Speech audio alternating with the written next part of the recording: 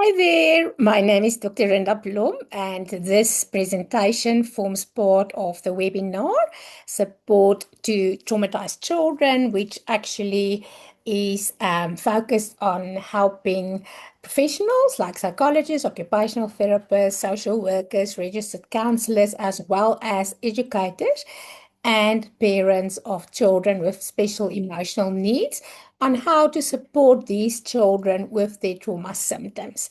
So, in this webinar, we are going to focus on we're going to start to focus on how we can assist these children.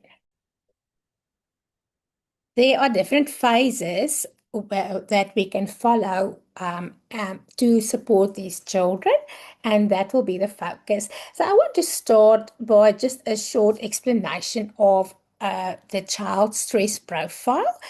So, children with post-traumatic stress disorder have unique signs and symptoms that they show, as you have already seen in the other videos of this webinar. And the behavioral stress signs can range from very dramatic to subtle. So sometimes it's very overt. You can see it. The child's in trouble every day at school. The child get a lot of consequences and punishments. The parents are called in all the time. And this is really the difficult child that might disrupt the classroom on a daily basis. And other children are more compliant in nature, so they are more acting in. You cannot see necessarily that there's something wrong. You don't know about the suicidality that, like the suicide ideation that they have. You don't know about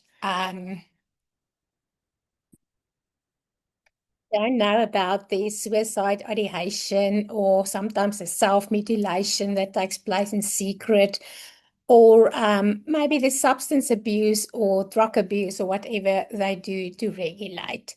So, a stress profile can help the therapist to recognize some of these unique expressions and to formulate a picture of every child's unique trauma symptoms profile. For example, the common assessment that a child is oppositional is often wrong. Opposition or anxiety and trauma can also present as opposition. So sometimes what looks like opposition is rather with defensive behavior related to traumatic memories. In other words, where a child suddenly don't want to go to school, refuse to do their homework, like it's just non-compliant with normal chores in the home, the discipline of the parents don't work anymore, then in therapy, we always sit with this thing, is this oppositional or is this anxiety related? And I think in society, we are much more prone to see that as opposition. Now, and this child needs firmer boundaries, and that discipline then just not work. So part of this training is also to have a section on discipline with children with trauma symptoms and how to do that and what to do and what not to do. So it is important to differentiate when the child's behavior has a source from traumatic memory rather than simply misbehaving. And the trouble is that often the triggers and the cues are internal. Now, so the child might sit in the classroom and the child might literally just think about something that happened yesterday evening or a year ago, 5 years ago, and that might trigger the child, and then the child might act in either then fight, flight, freeze, submit, collapse, or attach. And I think the fight, specifically the fight response, bring the most negative feedback from the environment and also the most consequences. A child that move more towards clingy, needy behavior, like the attach. Now, I need to cling to the teacher. I cannot stay in the classroom if the teacher go out. I have to go with the teacher. Now, extreme separation anxiety disorder symptoms. These kids might irritate the caregiver or the educator, but they will not necessarily reap the same consequences than a child that eat other kids or break kids' stuff or maybe steal stuff of other kids. So, if this is seen as misbehavior, if this is seen as misbehavior, often then pressure is to apply to this oppositional child or severe consequences. So to get this child back in his line. And what we're going to see then is what I said earlier, that discipline will not work. And the difficult behavior, what we see as difficult behavior, will increase and not decrease. And I think in our educational system, we still need to do a lot of education around the difference now between opposition and trauma-related behavior. Because in my experience in general, now our schools, our educators are not well trauma-informed. Some are, some have put in a lot of effort to learn more about this and to understand the child's behavior and, like not to just stuck to their truth at a specific moment, but to understand that, like we need to do something different because what we do at the moment is not working, and there are more and more and more disruptive children in the classroom, which put an enormous burden on educators, and they also burn out now. So I think, yeah, that is important. So, what I want to recommend is a stress profile that was developed by William Krill in the following book. The book's name is Gentling, a Practical Guide to Treating Post-Traumatic Stress Disorder in Abused Children. So, in that book, you will find questionnaires that you can photocopy and use to about 102 questions. There's one for uh, younger children, and there's one for adolescents. So it's called the Child Stress Profile, and it lists all the possibilities of trauma-related behavior. And what is lovely, the adolescents one is adapted for behavior that we see more with adolescents, like addiction, substance abuse, um, extreme sexual acting out, being addicted to pornography, self-mutilating behavior. Although I want to say that we also start to see that with primary school kids, not just adolescents that do that. But if you're interested in having access to the child stress profile questionnaires, this is a good book that I can recommend that will then give you access to the questionnaires. And then the questionnaires can be completed by you, by the parent or the caregiver and the teacher. And that can help us to form a complete image or a map of what are this specific child's post-traumatic stress symptoms that this child presents. And if we find something new we can add that on so that we can use that in the end to formulate what are the triggers for this specific behavior. And that can help us then to assess, do we make improvement with this child's behavior in terms of these list of symptoms or not? So, Loving Healing Press is not an assessment. Sorry, Loving Healing Press is the publisher of the book. So, what I wanted to say, when we do the stress profile, it's not assessment for diagnosis because that is something that only a psychiatrist can do, clinical psychologist. But it is more to help us following the diagnosis by a psychologist or a psychiatrist to get a clear picture of the child's stress-related behavior. So sometimes when a child is referred to a psychiatrist for medication or a pediatrician that specializes in neurology or a psychologist, then we might get the diagnosis, but the diagnosis will not necessarily give us a map or an assessment of all the trauma-related behavior. And we want to have that so we can use that in our treatment plan. And that is where this is a very good resource to get in your hand. Said earlier, the child stress profile help us to understand, organize, and measure children's stress behavior. And stress symptoms can often be confused with a lack of discipline. And that is why this is so important. Now, so in this stress scale, just to give you more an idea of how it works, there are 6 subscales. 3 of that containing the classic symptoms, symptom area of DSM-5. So what are these six? So it focuses on what symptoms of re-experiencing do we see in the child, what symptoms of avoidance, numbing, and detachment. So those three are grouped together as one. And what symptoms of psychobiological alterations. So in the discussion that I had in how trauma influenced children on different levels in terms of their development, their social development, their brain development, and so most of these symptoms have been addressed. So this is handled in some of the other videos of this course. The other three categories that we also then want to understand is how does the trauma symptoms influence a child's personal relationships? How does it influence psychological alterations in the child? And how does it influence a child's coherent ego structure or self-structure? So the scale can be used to conduct an interview with significant adults in the child's life. So you can schedule a consultation with the caregivers and you can go through this questionnaire together. And then you can map out which of these behaviors and emotional reactions do they observe in the child. And I have also used the adolescent stress scale for adolescents where I go with them through the scale. And of course, they're old enough to identify the symptoms themselves. Next, we are going to look at what is a stress episode and what are typical phases of a stress episode.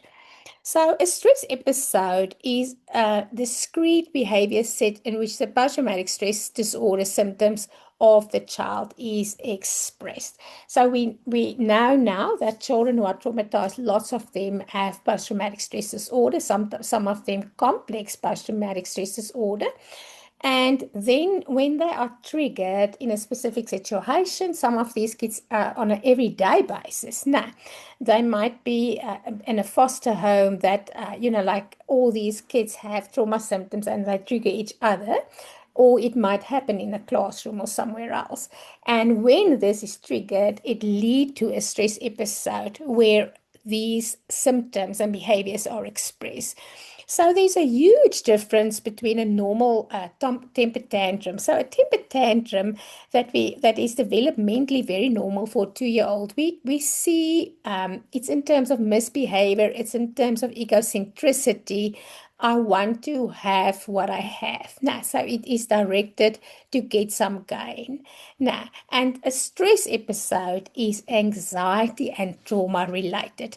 This is also something that we really need to educate parents and educators around to see the difference between the two, because often in my intake questionnaire with parents, before I see a child for therapy, they might indicate, now, like in terms of does your child show aggressive behavior? Yes, the child have temper tantrums on a daily basis. They would answer. And if I then go into a discussion about that, it would come out and they would also then start to understand, but it's not a misbehavior or egocentricity. It has to do with anxiety and trauma.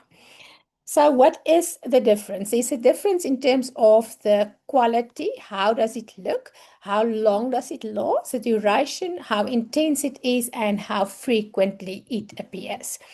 And then the more important one is that the source of the behavior is not opposition, stubbornness, manipulation, or a spoiled child.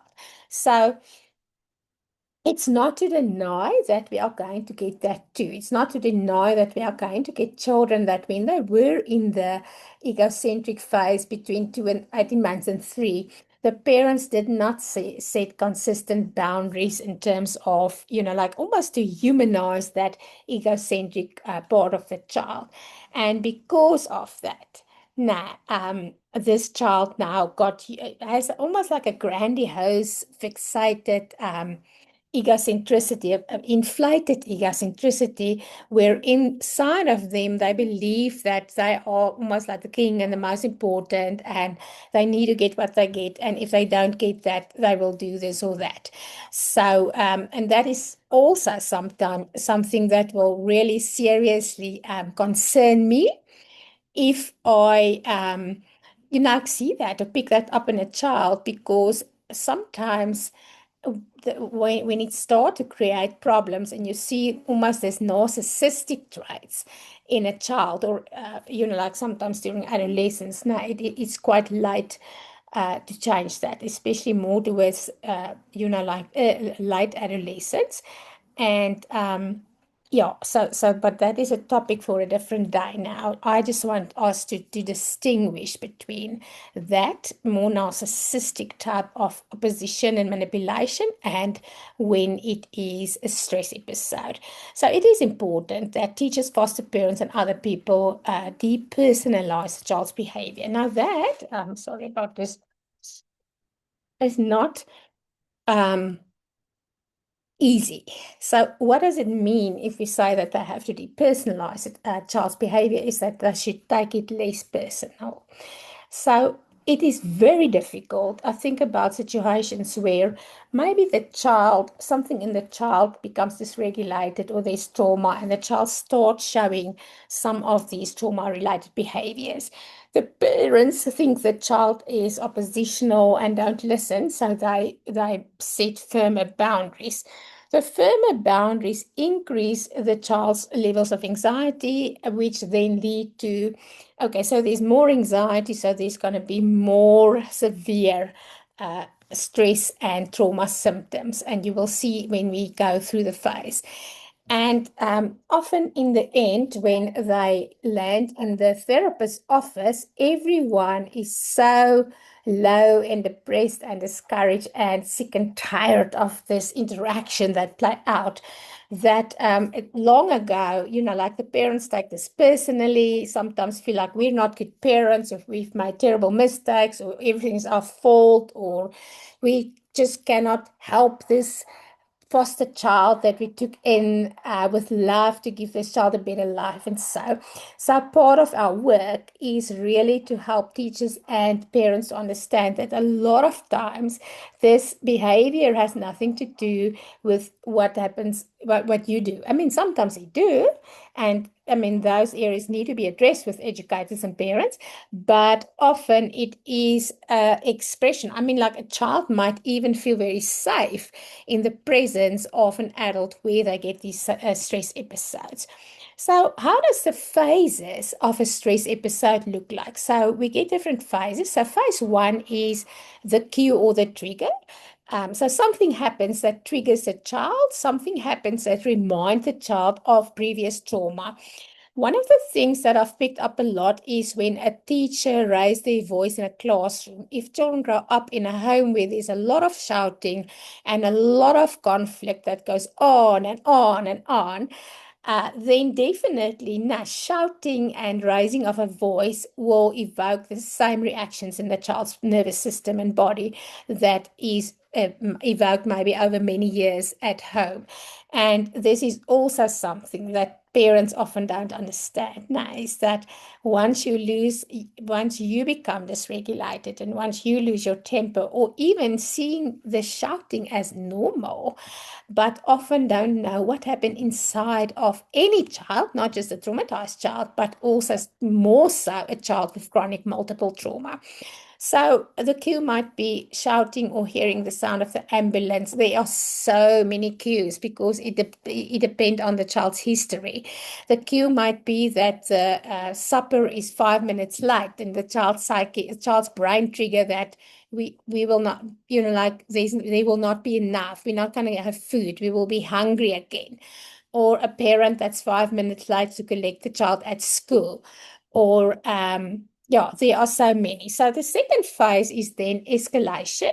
So this is now where the trauma symptoms escalate. I will explain that. The third phase is the phase of emotional release, where there's, like it's almost like where the child is flat and tired and, like how you feel when you had a huge catharsis or crying session, but severely so. And then the exhaustion and return to normal. And then this can play out more than once a day. It can play out many times a day. And yeah, like I say, now it discourages teachers, it discourages parents, and they use anything from discipline to love to ignorance to, ignorance to what, but let's just look at the phases now. So when we talk about the cue, so the cue or trigger at internal or external, like I said, sometimes it's something that the child think about, and sometimes it's something that happens externally that one of the senses remember as a trauma trigger. The child might be consciously aware of it or not. And the younger the child, the more invisible the triggers. In other words, like a 10-year-old can maybe tell you afterwards that when the teacher or started to ask the spelling words in the test, and I didn't know how to do that, then it started. Whereas a 3-4 year old they will not know, why did I steal, why did I like had a meltdown or so. If more triggers are discovered, that should be shared with the entire treatment team. And this is where the stress scale works very well to get that scale or idea of how the child's stress profile. If triggers are shared with the entire treatment team, then everyone know to look out for that. And as you will see when we start with the phases, how we help these kids, that helps us to take the child, remove the child from the area, the physical location where the trigger is. That would always be the number one approach, is to establish safety. So, identification of triggers with younger kids can assist in forming a picture of what happened. So often, again, with younger children, they cannot tell us, like when I was 3, I was sexually abused, or when I was 2 years old, I was abandoned and left alone for 3 days, or I was locked up somewhere.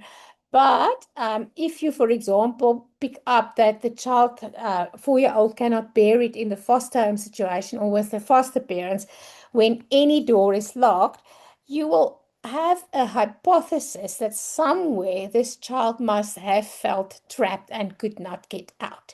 So the triggers can help us to understand the child's story, not like, how can I say, definitely that you can say it did happen, but at least to form a hypothesis of a possibility of what might have happened. And it can help us to understand the child's reactivity picture. We are still now talking about phase 1 of the stress episode. So triggers can be sensory. It can be a specific time of the day, the specific time of the year, like Christmas, or when is my birthday, or when is my mum or dad's birthday. It can be intrusive memories, like what I've said, when you sit in the classroom and it just enters your mind, which is a very definite symptom of post-traumatic stress disorder. And then don't forget about dreams. Now, most of these kids, and that is a very important question that I ask in the assessment of traumatized children, is about bad dreams, and if they are willing, if they are strong enough, also then to share with me, to work on that dreams in therapy, to share that with me. I think about a child that I once saw that had a lot of trauma symptoms. And when he was 8, I saw him in my therapy room because of a lot of oppositional behavior and dysregulation and lots of conflict that went on in his family. And the important thing here is that when I asked the thing of, do you get bad dreams? He said yes. And I asked if he could tell that to me. And he told me about, like how he dreamed bad dream and the scary parts that he dreamed, very, very scary stuff. And he, like I get this almost every night. Now, the outside behavior of the child that the parents saw was that the child was out, sorry, but could still not sleep on his own. And I asked the question, do you tell your parents about this bad dream? Do they know about this?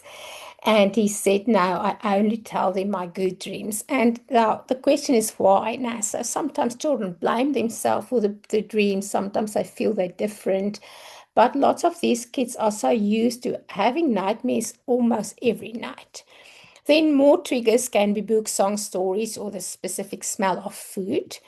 A cue doesn't mean that the child will be triggered, but it depends on the child's stress cup and the child's overall level of stress. So if a child's in a good space, if a child's not stressed with schoolwork and a lot of other developmental tasks that's difficult for the child, and the child feels safe, there might be a cue that relate to trauma, but it doesn't mean that the child will necessarily have a stress episode.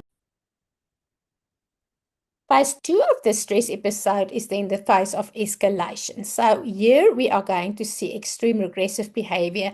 The child might go into a fetal position and go and lie under the table. The child might use of foul or nonsensical language, talk in a way that we don't understand what the child is saying, maybe bang baby language or just strange sounds.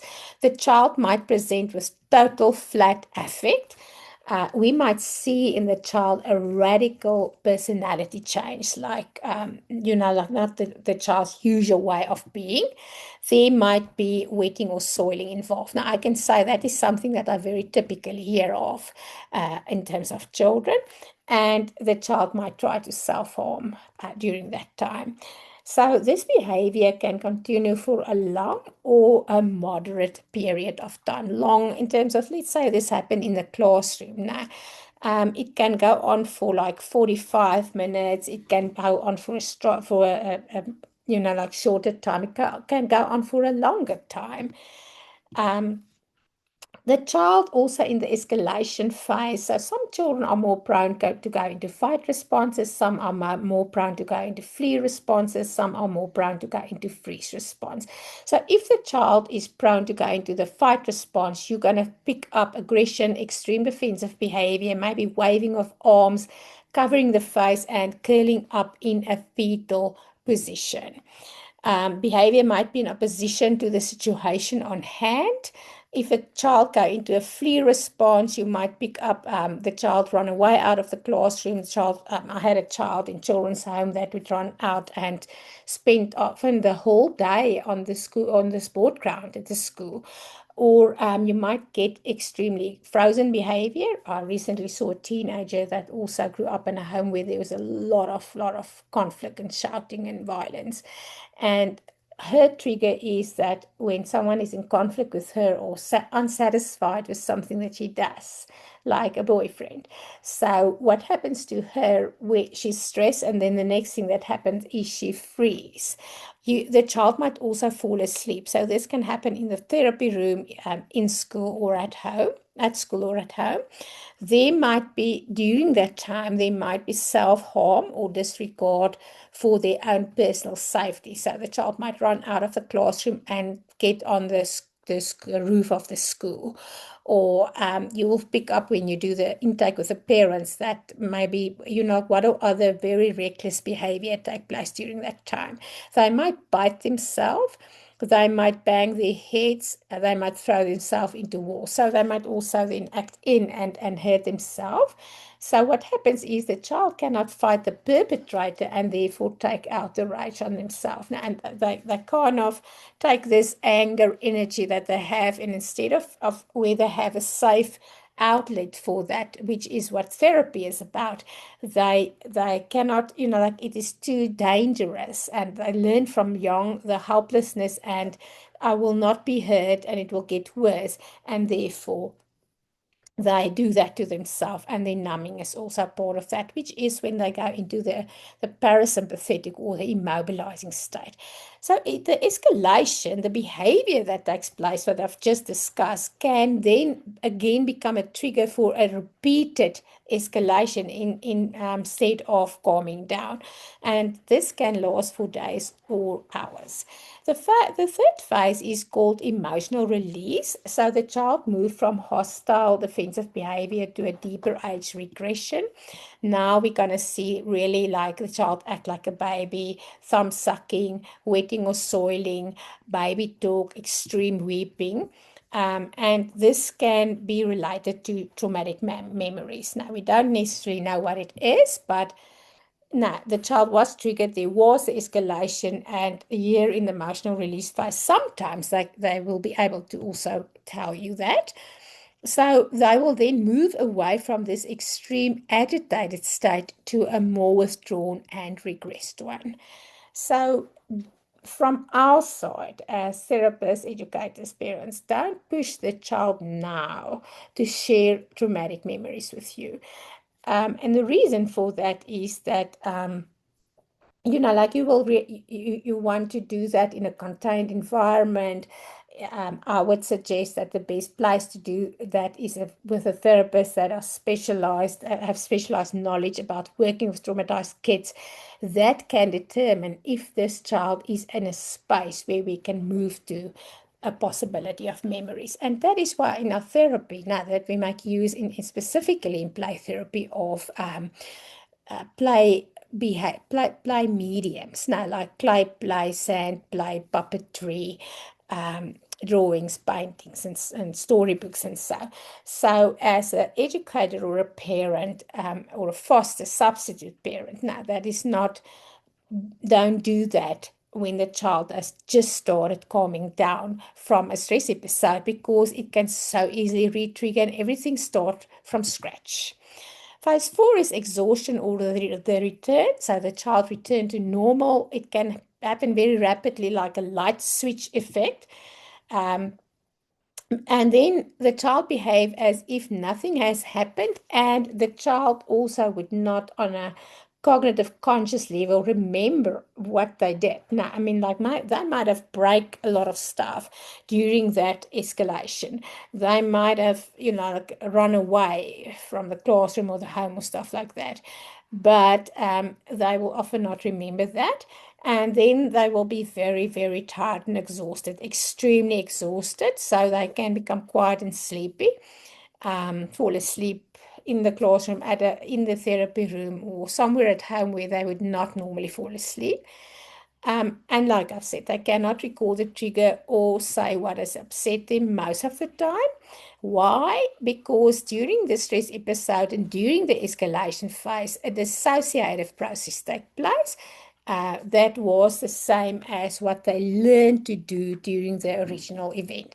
Let's say, for example, a child was sexually abused and molested by someone, let's say the dad, from 3 years of age. And because of the horrifying, terrifying effect of that on the child's body and psyche at that age, the child's psyche leaves the body. Now, the dissociation cut off the body, and almost like the child can see themselves from the ceiling lying there on the bed with the dad. So that is then the child left the body. So that there was dissociation that took place then. And then as the child is used to dissociation, it becomes like a default way of handling stress. So it happens automatically, and the child also don't know that they do that. I mean, like, they don't know that they're different from other kids, because from very young, this is the way my psyche used to protect myself.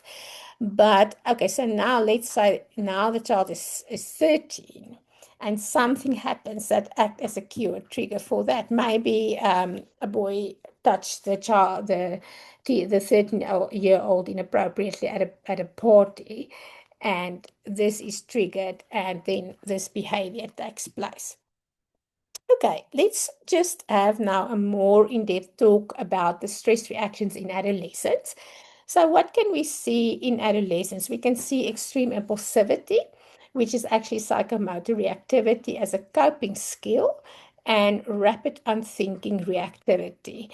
And sometimes this can really be dangerous in nature, like a child that have access maybe to a gun at the parents' home. I mean, there are kids that kill in this situation, if you really go to the most severe form of it. Or it can be more a moderate to mild situation or response. And yeah, but I mean, this, what I'm saying is this impulsivity can really lead to harm to themselves and others, extreme self-harm, or really hurting property, being very vandalistic, or hurting someone else. Substance abuse is a common one, and become more and more common, and a problem, because it's more and more normalized.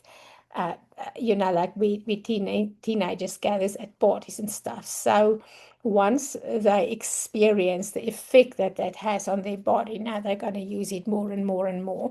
Self-harm, definitely so. And I think those of you who are involved with teenagers in traumatic situations will be able to testify about that. Dramatic displays of parent-family relationship issues. This is a very interesting one. So what it means is that if there are pathology in the family that is a secret, let's say there's extreme drinking, but one or both parents are alcoholics, they're often drunk or whatever else, like one of the parents hit the other one, and so they might place a video about this on TikTok or other social media. So that is what I mean. Like I sometimes wonder, is that an extreme cry for help? But yeah, no, I mean, like they might, well, I learned from young, this is a family secret, but the reaction as a teenager then is to expose it, if I can say so. Self-imposed social isolation. So we know that it's very normal for teenagers to do social and to spend time with their peer group more than with their parents, depending also on their temperament, but in general, no. So parents are just not cool in general for teenagers. But when they start to isolate, like they are invited to socials, but they don't go, often also a sign of depression. Social awkwardness. So they do feel awkward in the early teenage phase, grade 7 to 9, but this would be more extreme. Anxiety and depression. So always screen for that now because it is so hidden. I recently worked with a teenager that like when we look at depression, we look at things like the eat, like the pattern in terms of eating habits, sleeping habits, maybe the dropping of school marks, problems with concentration, extreme irritability or aggressive outbursts. That is often the depression that is masked, and then towards thoughts about dying and suicide. Now, I recently worked with a teenager that one of the first signs of his depression that he slept excessively, like he never did. And in my experience, more frequent you're going to see a teenager that struggle to sleep and high anxiety levels. But this, I've worked with teenagers, and often when there is trauma also, where it goes to the other side. Now, so they might sleep from 1 o'clock in the afternoon till 6 o'clock, and then just go to sleep again, and it wasn't like that. And that is a fleeing reaction. Now, it is a way to try to escape the intolerability of being awake and feeling the feelings that they have. And then, yeah, I mean, like you want to know if there's suicide ideation and thoughts about that, and like, have you ever think about killing yourself, and when last did you feel like that, and how would you do that, and take the proper ethical measures in that regard, like when a child has to be put on suicide watch, organize that. Now, so with all kids that are traumatized, that is a possibility, and it's so often missed, but more so with teenagers. I'm also hesitant to say that I think we need to screen for depression in all traumatized children. Anxiety, most of them have anxiety disorders because of what happened to the brain from young when they were exposed to this chronic multiple trauma. So, and now, if they are not under psychiatric treatment and the brain is not helped with the constant dysregulation and hypervigilance, they live with this brain-body chemical reactions, and that leave them extremely exhausted and depressed. So, apart from sleeping excessively, the teenager that I just spoke about also complained about extreme tiredness, and also then like the lack of concentration, like I said. So it is almost impossible to cope with this reactions in your body plus like normal life, normative pressure, schoolwork, sport, and so. And somewhere along the line, they collapse. I've had situations where the teenager just really cannot come out of bed in the morning to go to school, and then often they have been awake all night, and because they can't sleep, they on social media, on chat rooms, and the school start complaining, and the school blame the parents and say to the parents, like the child have to come to school. The child already has not been in school for 10 days or whatever. And the parents just cannot get that child to wake up. And the ripple effect of that. Now, I mean, that this is clearly a psychiatric and psychological evaluation.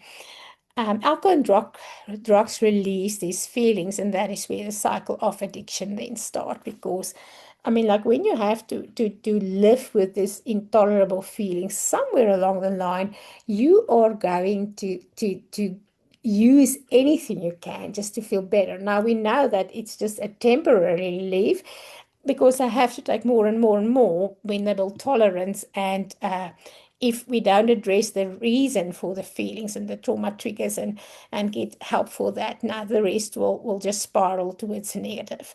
So the other thing is that we know alcohol do is it can make you very grandiose. Now, so if you don't feel good about yourself, then substance abuse artificially boosts the teen self-esteem. So if I feel very inferior, then I can suddenly get very grandiose. Like one teenager that told me recently, a traumatized teenager, like I'm really the vibe of the group, and I'm, like everyone wants to be with me and everyone likes me and I'm the most important. But towards grandiosity, then you must know that in the unconscious there's inferiority. Self-harm behaviors, I've talked about risk-taking and reckless behaviors. So I've worked in situations maybe that there is drug abuse, excessive amounts of crystal meth is taken, like is extremely increased heart rate, but they do it and believe like I will not, like I cannot suddenly die like the others, even if I know what this can lead to and how dangerous this is for my body. Eating disorders, addiction, anorexia, bulimia, binge eating, self-piercing, burning themselves. I've worked with teenagers that burn themselves with hot water under the shower, or otherwise, like with a cigarette or matches. Self-imposed sleep deprivation. So what I've picked up is sometimes the teenagers will um, use drugs, and then the drugs assist them in not sleeping for 3 days. But I mean, they can also do that without um, the drugs, and then the cutting. And what is the function of this alcohol abuse, substance abuse, and self-harming? It is self-numbing, because when you do that, when you hurt yourself, certain hormones are secreted in the body that numb the pain response. So self-numbing to regain emotional feeling then is often what they say is that I felt so numb that I was like, I felt I'm going to die, and I had to do something just to feel that I'm still alive. So that is one of the big reasons for self-harming, that I would say a higher percentage of children. Some do that impulsive after they are triggered, maybe sometimes to, I'm also going to say, punish a parent, like, the parents say you're not allowed, or parents set a boundary or take their cell phone as a consequence, and then they do that. So, but yeah, so lots of times they've been in the state of immobilization of the brain for so long, and most of the teenagers at this stage feel numb, always numb. They don't feel anything anymore. And when they do the cutting, they can feel. Sometimes it is manipulation to gain validation from others. If you care about you, or if you will be, or either you care and you are loyal, or I will hurt myself. So let's say in a love relationship. Now, if you don't, I was want to say, care about me, or if you stop the relationship, then I am going to cut or hurt or kill myself. And I've had cases where adolescents do that now, when the boyfriend or girlfriend end a very stormy, unstable relationship. They drink an overdose of pills or stuff like that. Or one teenager took pieces of broken glass and said to her mum, now, if you don't go and buy me vape now, then I'm going to cut myself just here. So the teens from dysfunctional families are also then prone to enter stormy relationships for obvious reasons. Now, it's a reason for repetition compulsion. So you repeat what is known and feels familiar to you. And this is what is known and feel familiar to them. But then they keep on reaping what they're actually running away from. So it became a reenactment of the family dysfunction and a desperate search for validation and a desperate search for fulfillment of unmet developmental needs. Often, by the time they get teenager, there is a long series of unfulfilled needs. They didn't get what they need when they were 0 to 18 months. There wasn't a trustworthy, secure attachment figure. They didn't have the possibility to develop autonomy in 18 months to 3, where there was a loving, accepting parental figure. Maybe they were harshly punished for that. So then they didn't have the opportunity to learn about taking initiative and adapting to a social group, maybe in a preschool. And so it snowballs and snowballs. They felt unloved. They didn't get the emotional attention. They didn't get individual attention. Instead of that, they get abuse, neglect, deprivation, abandonment, and so the unfulfilled or arrested developmental needs don't go away. It stays in the psyche of the child, and the psyche will keep on trying to find anyone that is willing to satisfy these needs. And then in this specific case, they often, because of their developmental phase, that they find that in a relationship with someone else, now a love relationship. But then, like almost is that expectation of this person will heal me in all the broken places, but that person don't even know all about your broken places. And it's a quite a package for one person to heal another person if there's such a lot of unfulfilled needs. So often it becomes stormy and a reenactment. Then it's in teenage phase that you can become aware of, like I had a very different life from the norm. So in primary school, in preschool, children are not always aware of the fact that it works different in other families. I mean, they don't have so much social with other families, so that's one reason why that is so. And the other reason is that, like they might really think that it works like this in all homes. All children, like all families fight, all parents shout, all parents drink and pass out, get blackouts. All children are sometimes hungry, but once they become teenagers, they move more out of the home. They go maybe on school camps. They might go and visit other friends in whose homes it doesn't work like that. But they are prone in their socialization to seek out kids with a similar story, because you will be the one that understand me the best. And this story might be exactly a match for the dysfunction in their own family.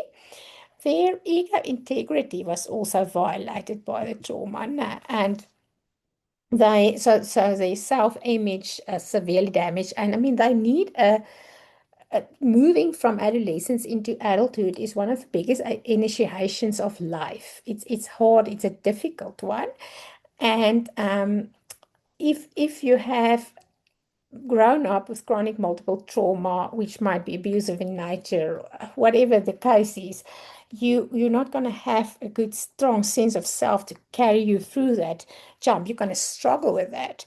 I think about teenagers that, like they drop out of school, they start doing homeschool, they cannot cope with the school system. Maybe when like want to go to the university, they go to a different town or city where they are placed, and often it doesn't last very long because they are not ready to move, to leave home, and then they drop out. And I've seen that many times.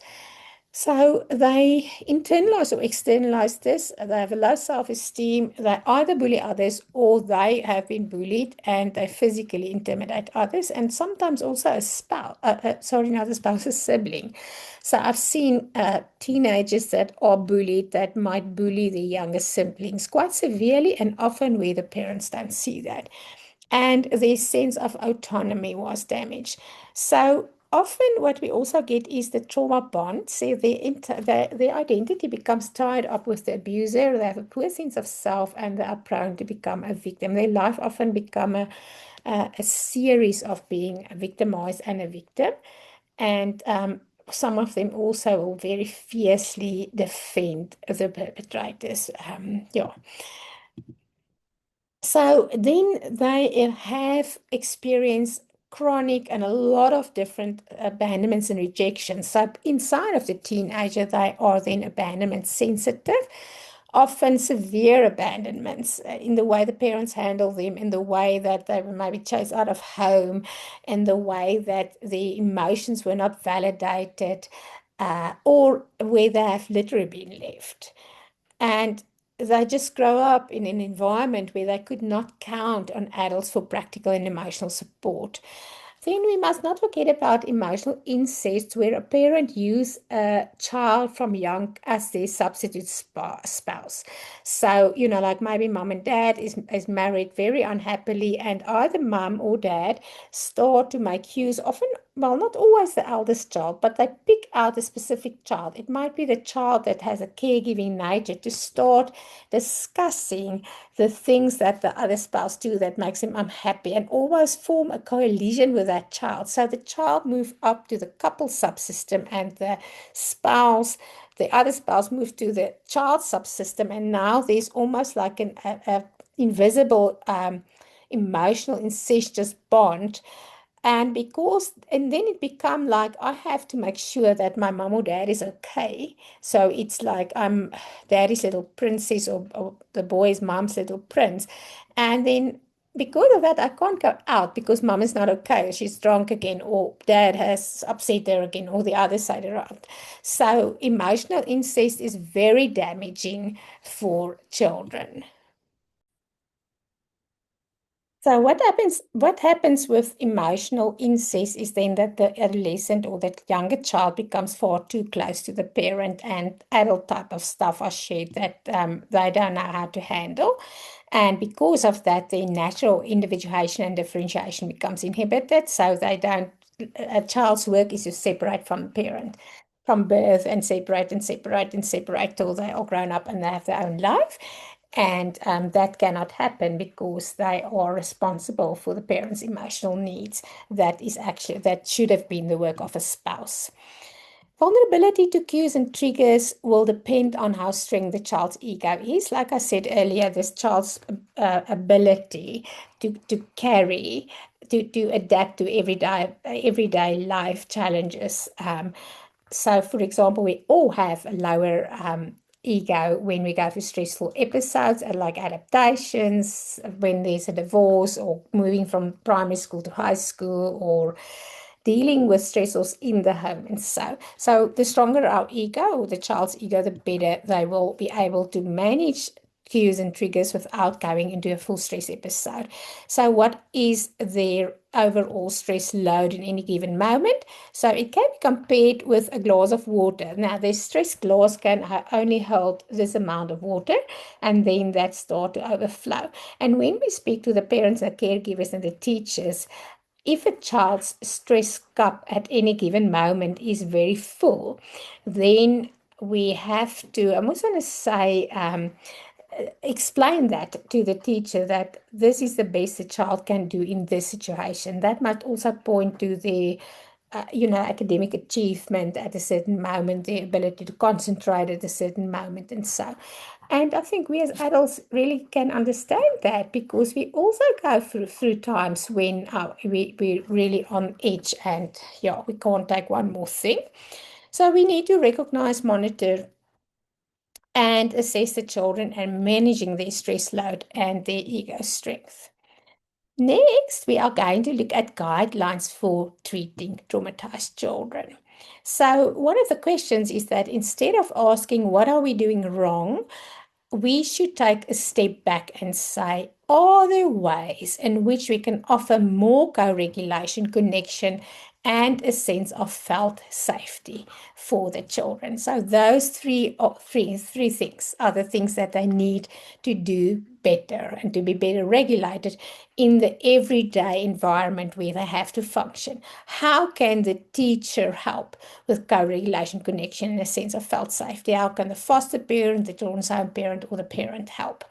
So instead of demanding answers in terms of why do you do that, nah?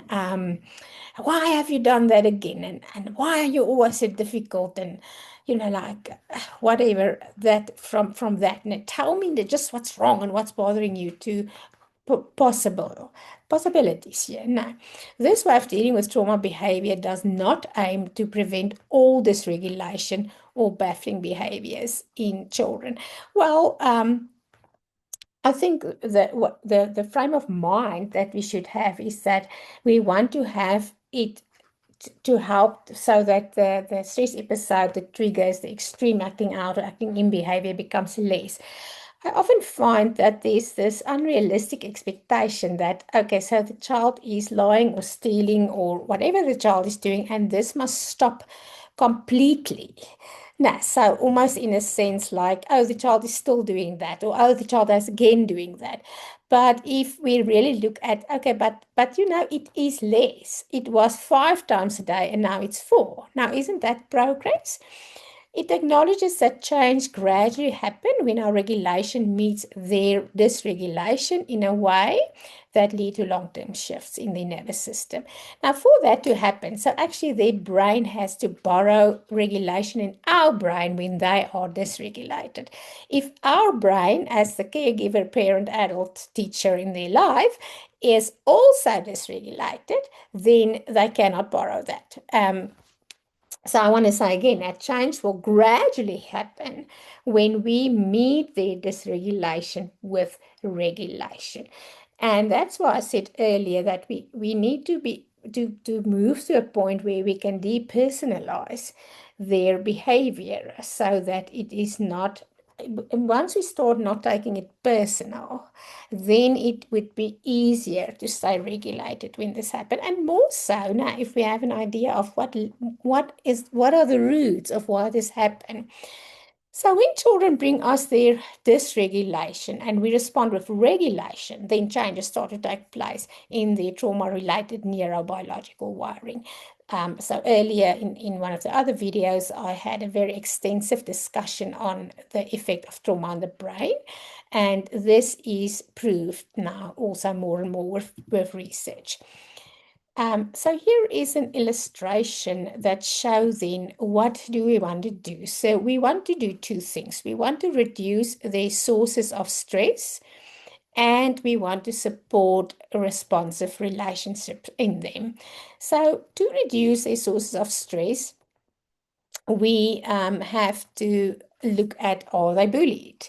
How much pressure to achieve? Now, I had a teenager that recently that said to me, my parents want me to be the top achiever in the class, but and he do come from a traumatized environment, but I think 60% is good enough. And the more the parents pressure, the less the child obey and the more resistant the child become.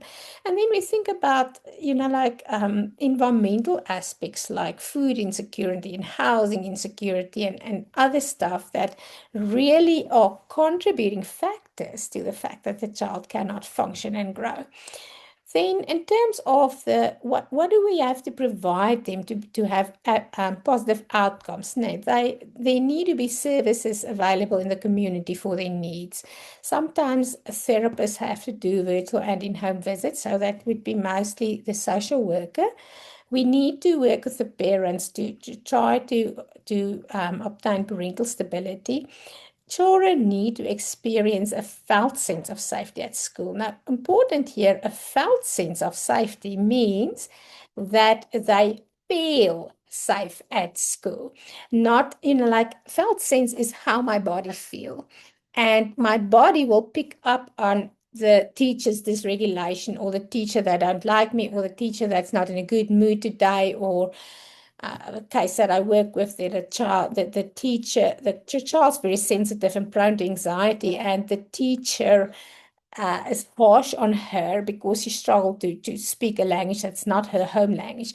And then she tell the parents at home that the teacher was rude, and the parent went to the teacher, and now that the teacher persecute the child and say, why do you run to your parents with this?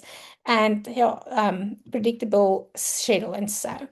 So rupture has already happened, and rupture will happen in all relationships. So, like we are not always, as parents and more so teachers that have to handle big, big groups of children where there's a lot of traumatized children, we are not always able in ourselves and just in terms of the situation to know what a child's need was in a specific situation. So child might have needed space and we become intrusive, or the child might have need love and attachment and we were absent. So ruptures will happen in all relationship, but the ruptures need to be followed by relationship repair. And the repair of the relationship is the responsibility of the adult in all cases, not the child.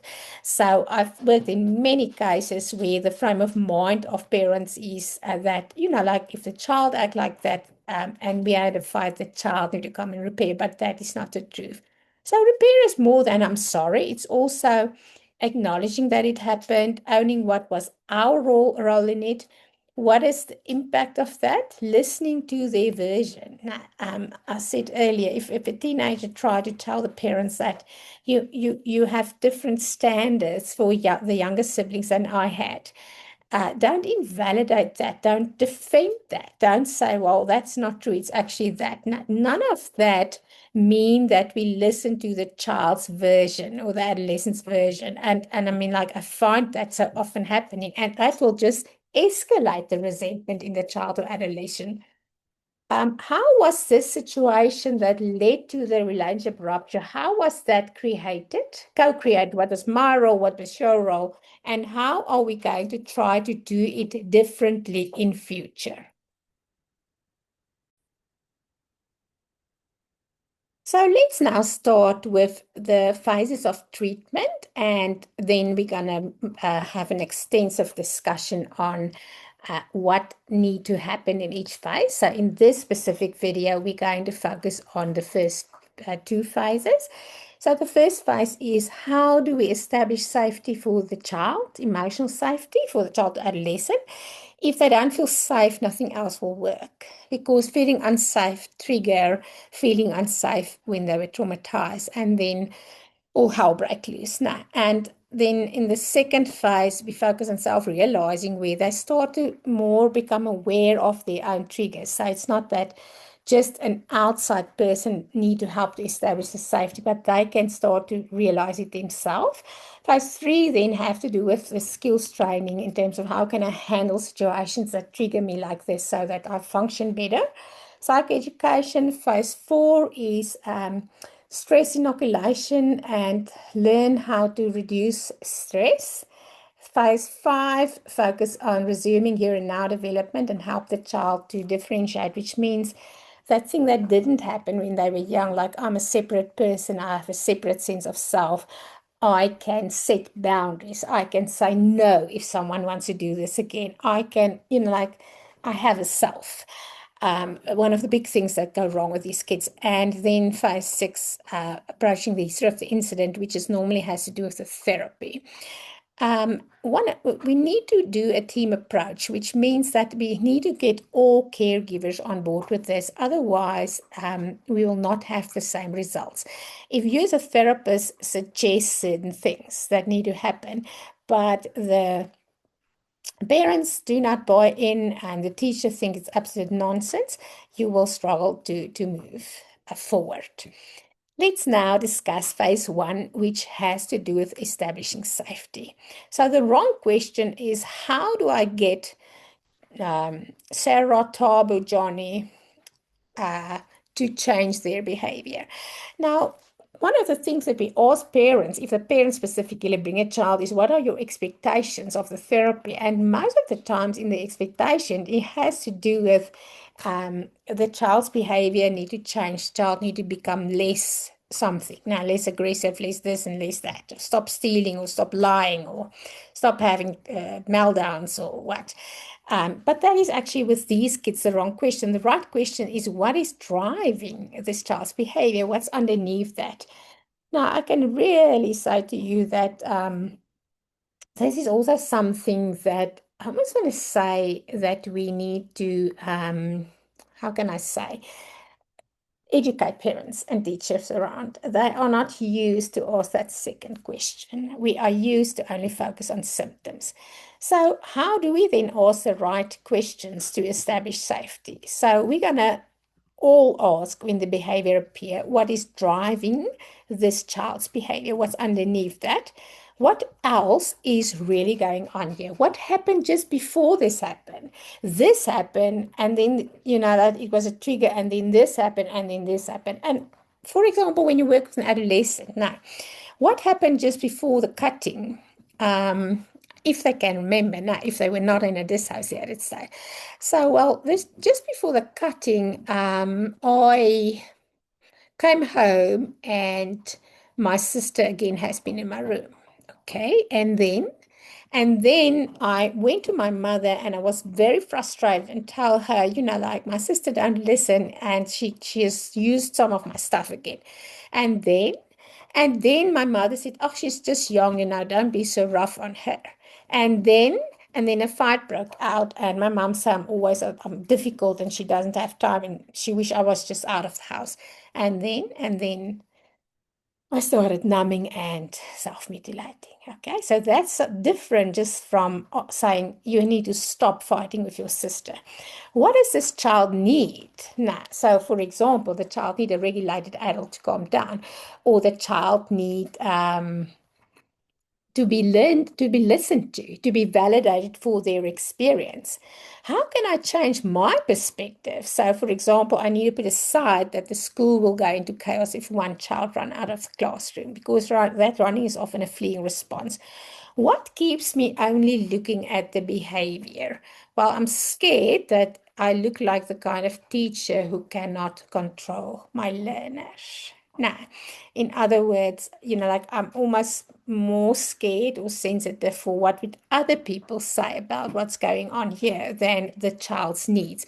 And I think that is being human, not to feel ashamed if there's this if there's chaos in your classroom, or if like you don't know or cannot get this child under control, or if your children in your class don't master their work or don't get good marks, and so but we need to identify and own those parts in us that are more focused on the outside expectations than the needs of the child, because that need to change.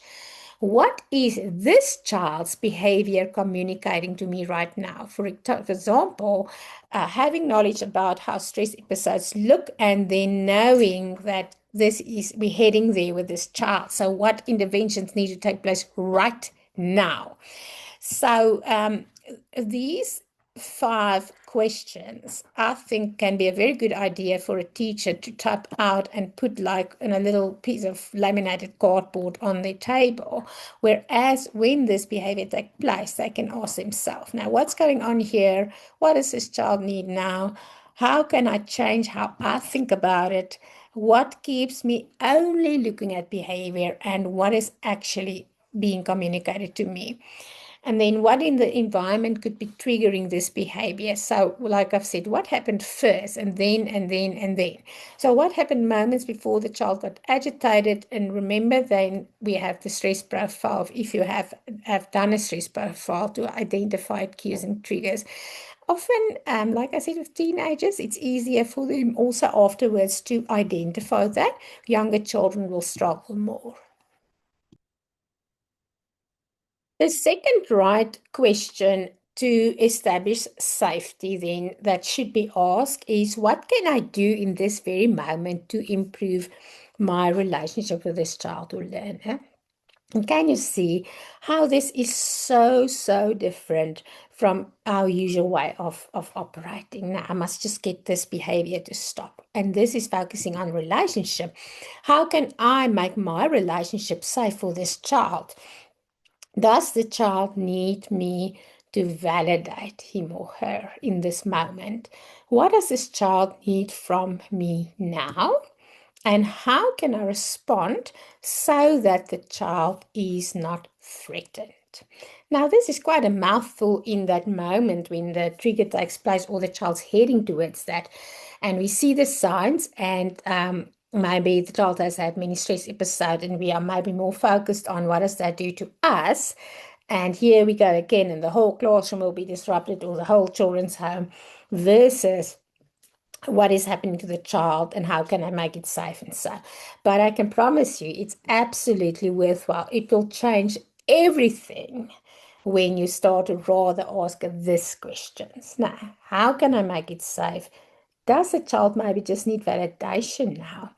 Often when children in children's homes and so go in and tell the caregiver, you know, like, this child has hurt me, or this child has said something nasty. Like one children's home child that said to another child, your parents have long ago forget about you. They don't care about you anymore. And the child came here in a therapy session, and she literally drew everyone of the family and herself in a coffin, rest in peace. And, you know, like, can you imagine what that triggered in the child? And if a child go to the caregiver and want to complain about what was done to them, and then, you know, like it is said to them that, I almost want to say, uh, you you know, like, don't come and carry stories, and, you know, like, maybe you did something first or stuff like that. So often these kids are really not hurt. um how can I, and that would be like in the children's home or classroom or at home, how can I physically position myself to create safety in this relationship? So positioning is like, do I stand over the child? Do I point my finger to the child? I recently had a child that made a family drawing, and he depicted his mother with a pointing finger in the drawing. I think that's frequently happened in the classroom as well. Next right question to establish safety. Can I sit down or squat to be less threatening? Is the child able to respond to exploratory questions, not solutions I give to show that I care? Sometimes we are also too quick to jump to do this, or it's because you always do that. And that's not what these kids need at the moment. They haven't a word about invalidation and not being heard and seen. How can I convince a child that I truly want to understand their struggle? This is also very important now. So, because that is what they've never experienced. How can I be more authentic for this child? I believe that children's brain know if we're authentic with them or not, and they respond to that then. If I stop talking and start listening, will the child feel that they have a voice? So talk less. You know, like I was said, children don't respond good to teaching, preaching, and moralizing. Give the child a voice back. The traumatized child often didn't have a voice. And in a sense, almost, how can I serve this child? So, principles then to create safety is we need to go beyond consequences, logic, and control, and respond rather than react. Now, respond is so different in terms of empathy, in terms of listening, in terms of validation, in terms of giving the child a voice. React is shouting back, pointing the finger, teaching, preaching, and moralizing. Let's look at more differences between responding instead of reacting. So, reacting, the child tell you, I can't do the math, and you say it's not that difficult. Responding would be, I need to know how hard this is for you. Go and stand outside the classroom. I am here and you are not in trouble. Stop crying. It's okay to feel. Stop acting like a baby. That really set you back, didn't it? The tension is waiting for you. Sit with me. Now, this is the whole thing about time out and time in. Now that we know such a lot more about what trauma do to the brain, time out add to dysregulation and abandonment and triggering. Now, and how many of these kids are still isolated when they're already not okay with their own big emotions? You need to learn to take responsibility. Let's break this down in pieces that are more manageable. I cannot help you with this. 30 other kids in the room. Now, that is a reality, but that doesn't help this child. We'll get through this together. Every learner is important. Stop whining. I want to understand you better. If I know how you feel, I will be able better to help you. Why does a child whine? The child whines because the child feels not heard. So boundaries are stated, kept, and repeated. Compassion and kindness are demonstrated throughout. And this is where we really need to have our own self-care and work hard to stay in that, just to be able to keep on giving that. The child, and that's part of the plan, where we get the cooperation of all members of the team, the therapists, the school teachers, the therapeutic treatment team, and the parents. The child must feel completely safe in all environments, classroom and outdoor, during breaks. And this can take months to years to reach. So the fact that we provide safety doesn't necessarily mean that the child feels safe immediately. And the way in which each of these kids will start to feel safe will also be different for each traumatized child. Firm, stable, trustworthy, and caring attachments to others are very important. Um, Young children, like we said earlier, have multiple and undefined cues and triggers. And cues are like an incoming stimulus that brings a memory. It's not a trigger yet. A trigger is once the event begins the cascade of internal physiological and chemical reactions, and then that phase of the stress episode that I've discussed. So the cue is just there's a cue. A trigger is that cue lead to neurological and biological changes in the body. The cue prime the child for triggering, and once there is a cue, for example, a certain memory that can be internal or external, there might be a peer that, like keep on, I almost want to say, teasing the child and hitting him and do things, or like act like a clown or humiliate the child on the playground or so.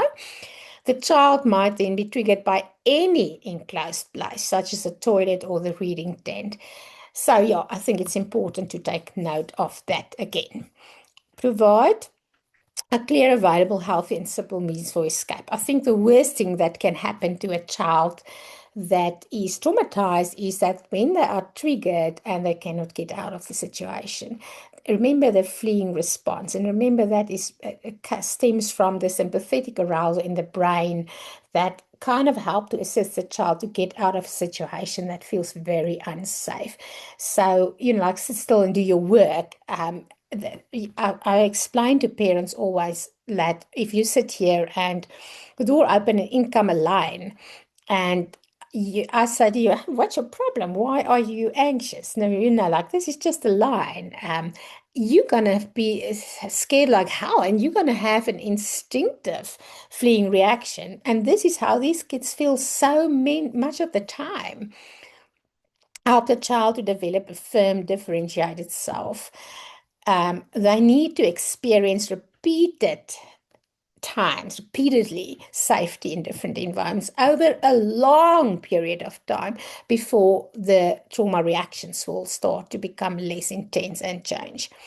The child must experience you as trustworthy, and simply telling them you can trust me won't work. They have to really feel that and experience that.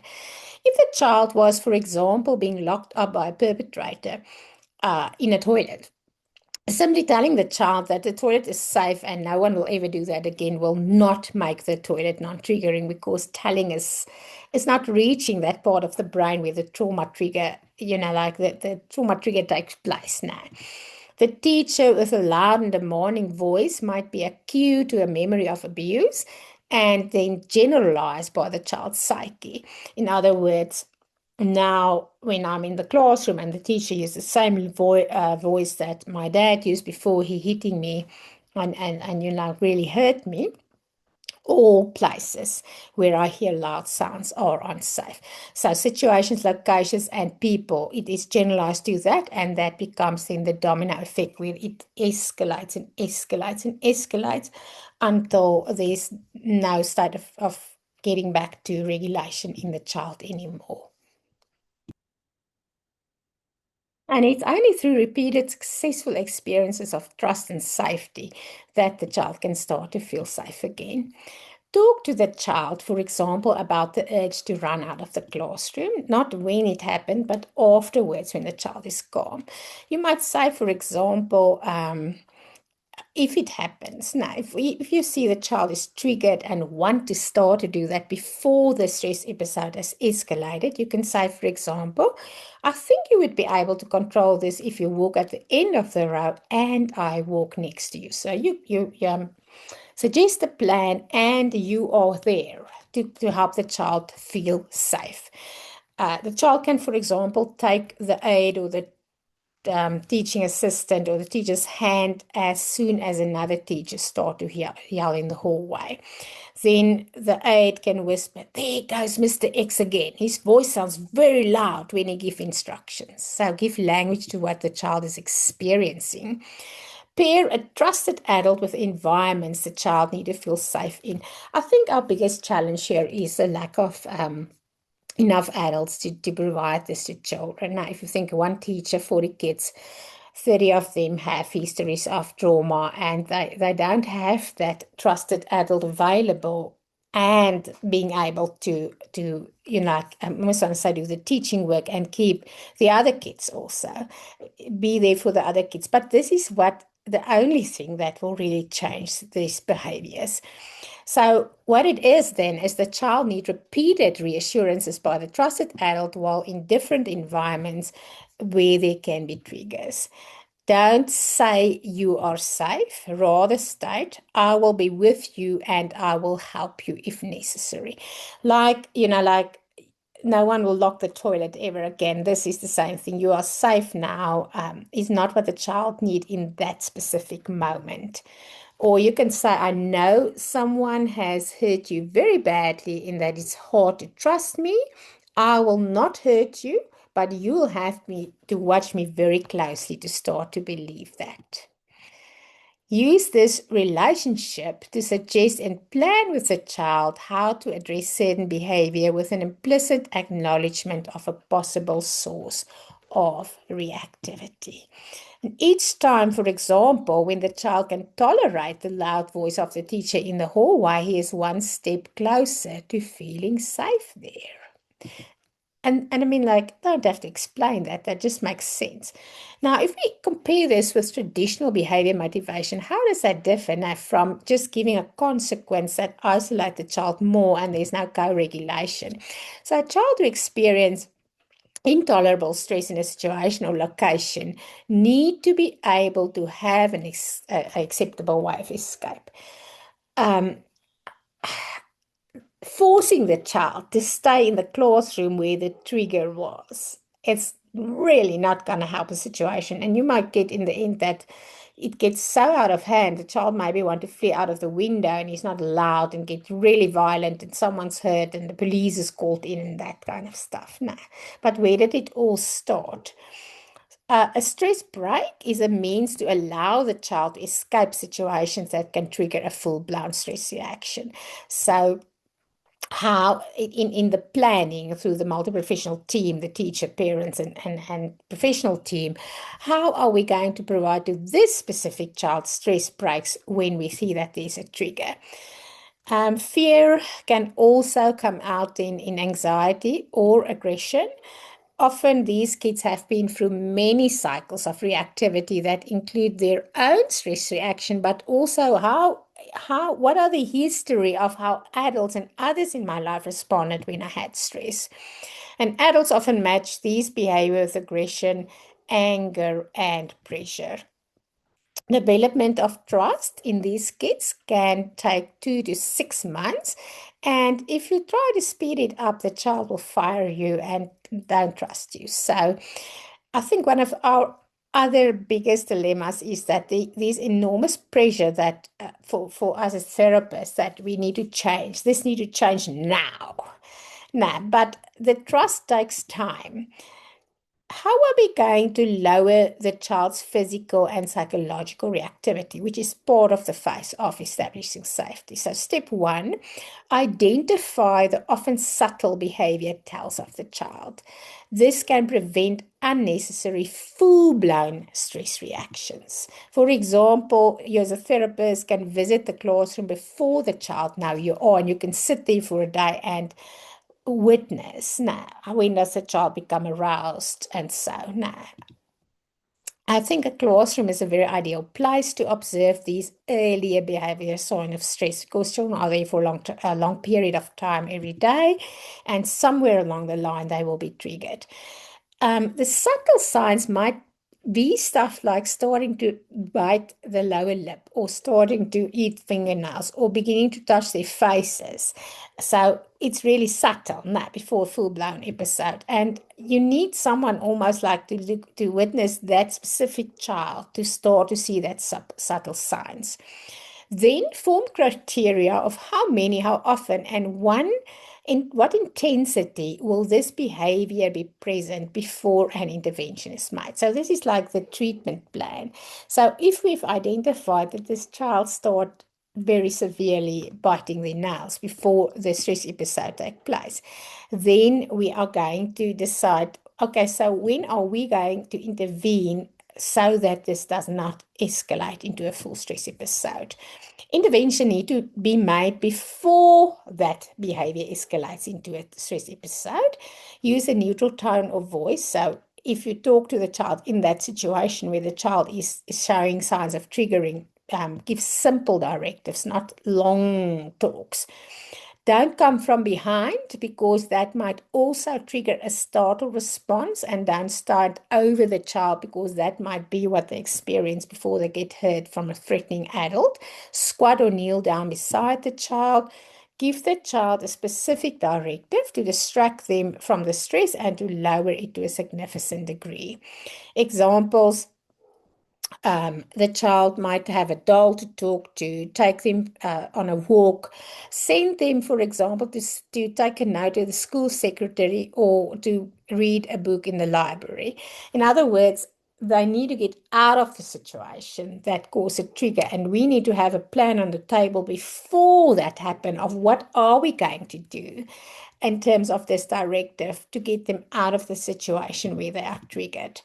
This need to be applied at home too. Some children will not comply with a stress break if there's not a specific task, and that is why we need to decide beforehand, are we gonna act as the child have to do a little work and help me as a teacher and take a note to the secretary or have a visit to the school counselor or quickly go and fetch a book, or just, I mean, if possible, the assistant or someone can just take the child for a short walk on the school ground. Movement is actually the quickest and most efficient way to shift emotional states. And we do that in therapy too. Now, if a child get very triggered and stuck, we stop what we are doing and we say, let's go outside and play, do some balloon tennis or kick the ball, and then might go back to that more difficult situation. If the child resists this, it might be that the intervention was not initiated soon enough in the stress reaction cycle. So gently and directly speak to the child about the observed stress. Do not tell the child about the subtle behavioral signs because that might just alter to something else. Now, if you say, like, I see you are biting your nails, or I see you are biting your lower lip, just note in general, it looks like you are a bit worried, or you look a bit stressed now, or it looks like you have something on your mind, or you seem to get worried, anxious, or stressed. Now, don't tell them how you see that. So now, when you reflect that, you bring the stress reactivity into the child's consciousness, which is the first step in getting control over that. Then there should be an arranged location at school where the child can be invited to go to. That's a safe space. I can't emphasize this. Not a punishing room, not a timeout room, but actually a time in place. Now, this will lessen disturbances in the classroom. I can give a promise for that. It need to provide privacy to the child. So while the child is triggered, that the child is not shamed for being triggered. So you're going to say you look a bit stressed or worried, and then you're going to start moving out of the classroom area with the child before the child starts to escalate. If you don't interact, or act early enough in the stress reactivity cycle, the child will refuse. Then provide the school staff with a list of possible explanations about why the child needs to leave the class earlier that seems necessary so that everyone is on the same page. Then, and this is the most difficult, I really have empathy for that. Stress is quite contagious, especially if a child is disruptive on a daily basis. Now, gain a hold on your own emotions. This will not work with these kids if you cannot control your own emotional and behavioral reactivity. The child might respond well at some point in the stress episode to a physical approach. So this we will have to determine somehow what is the best way in which this child can be co-regulated. But when you make physical contact, we need to be careful with that. Maybe just a soft touch on the child's shoulder or so. And also, if we know the child's abuse history, then we will also be able to know what the child might experience as a threat, but we would not always know that now. So sexually abused kids, for example, will need time to trust that gently speaking and coming close does not mean you are trying to have sex, because that was how they were groomed, and they will not trust that. Timing is very essential when asking the child if you can come closer. Rather do that when there's a clear drop in the physical and emotional agitation in the child, not when the stress episode is on the rise or at its peak. Like the child might stare in space, now be dissociated or start harming themselves, or some children use the razor off the pencil sharpener or something that they have in the classroom or whatever they have access to at home, or begin to cry. Then ask permission with a kind of firm voice to step or sit closer. Don't do it if the child resists. That will escalate the child. If the child doesn't say anything, it might mean you are allowed to move closer. Just get closer by half the space. Keep then dividing the distance into halves until the child allows you to sit next to them. Don't mistake that the child is necessarily now out of the agitated state completely, even if the child allow you to sit close to them. It might be just a different stage of agitation than the original where it started with aggression or self-harming. The goal is to help the child through this specific triggering and stress episode, not to process it. Processing is something that I believe need to take place more in the therapy room. In your most gentle, kind voice, reflect what you see is going on now. Use the child's name and speak in the third person. For example, John looks very upset right now. He looks like he might be angry or frightened. I wonder which one it is. And you wait a few moments in silence and ask John if he would like to leave the classroom together, for example, for a walk to the library or somewhere. If John agrees, you go out and keep a reasonable distance. Maybe if you went to the counselor's office at the school, John can get on the floor and let's say John crawl behind a couch, which is like a fleeing response now. And the counselor don't understand that and say, John, in here we sit on the couch. No, that's not right. It's counterproductive. The child must be allowed to hide behind the couch. Rather ask if you can sit on the floor. So go and sit next to where the child is sitting, but not too close. Let's say now next John takes off his shoes, which is one of the signs of his stress response. We're going to just ignore it. After about 2 or 3 minutes, say, that is a good hiding place. I am sure you feel safe here. I like good hiding places too. The child most probably will allow you to sit with them there. If there are less visible signs of the stress, just talk to the child about how it must be really very frightening and painful to get these stress episodes. It's really important to note that this child is not manipulating or overindulging or overindulged when you use this approach. I think that is the complaint that we get all the time from adults, like, how can I allow this child to manipulate adults like that, or, like, will we not spoil the child when we use this approach? The crux is the source of the child's upset. So I have explained that take note of the difference between being oppositional and being in defensive mode. It is so two completely opposite roots of behavior. Mere behavior modification will just mean that the child stays stressed and dysregulated a whole day. No one gets their schoolwork done. Everyone is traumatized versus 45 minutes at the school counselor's office or in the library or wherever, where they'll help with co-regulation and back to schoolwork. Then, some of these kids are expected to go back to a home where the perpetrators still live, especially if it's more like emotional abuse that's taking place or physical abuse. Often with sexual abuse, we act very quickly now, but often lots of kids have to go back every night where there's continuous emotional abuse.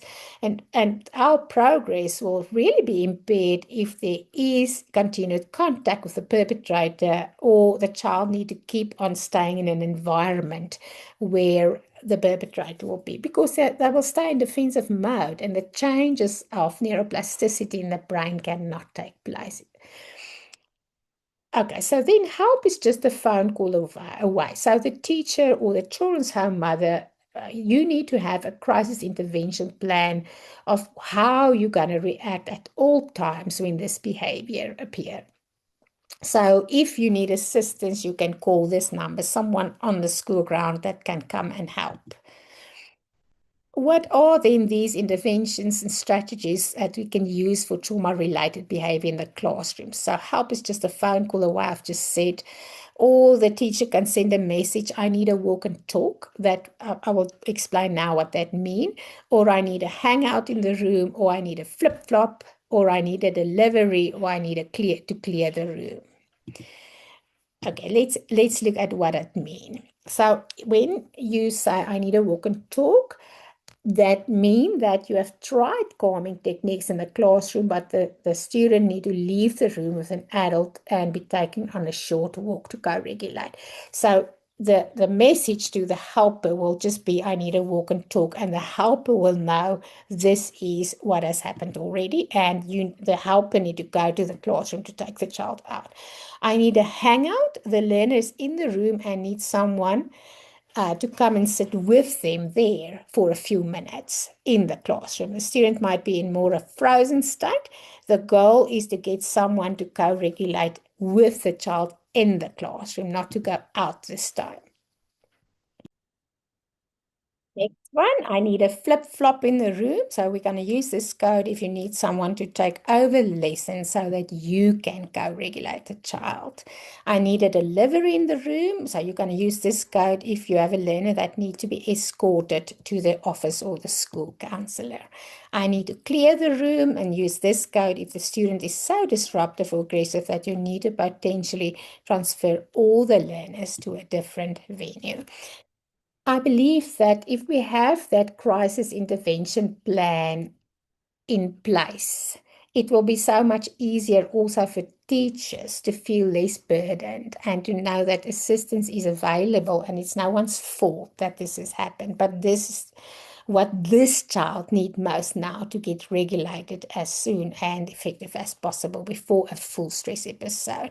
Yeah, and I like this picture very much, that when their storm meet your calm, co-regulation occur, but when their storm meet your storm, the situation will escalate. Phase 2 is about self-realizing. So now the child is assisted to realize their own symptoms and level of stress. So we have enough times now established a sense of safety that that part is in place and the child have less stress episode. Often we do not realize the amount of stress, or they also don't know the amount of stress that they carried through all the years. And the time that you move over to phase 2 will depend on the child's age, the child's ability to feel safe in most environments, and what the trauma was. So name what you are noticing to help them to start become aware of what they are doing. So now you can start seeing, I see you biting your lower lip, or you biting your nails, or you start moving your body or stuff like that, and be always aware of your own physical sensation experience in that moment. Ask if any of those are true for them too. So, like you can say, normally when I start to feel stressed, like my legs are also moving, or my heart start beating very fast or so. And I wonder if you also feel like that. All this while you keep co-regulating and showing a way through. Okay, and here is just a picture from Pinterest now that can help us during this phase, helping them to identify their emotions. So it's almost a bit of emotional intelligence work, that we move one step further from just establishing safety into, I can see the signs, and like I can see this sign in your face, and often when I see that or I feel this is how I feel. I wonder how you feel in that situation. Here you can see an emotional thermometer. I believe that is very good in this phase. It's not just where are we now in terms of our zones of regulation, but also there are different intensities of that. Like I can see this is starting to happen with you, and like sometimes when I feel stressed, I do this too. I wonder if it's different for you. And if the child say, yeah, I don't feel good, or I feel sick, or I want to leave the room, or whatever, then we can also move to where are they? Because where they are in terms of intensity will then determine which of those strategies does a child need a break from the classroom? Does a child need someone in the classroom to regulate them, and so. And this is as far as this specific video clip go. Phase 3, that is about the psychoeducation skills training, will then be handled in a next video. Thanks for joining me.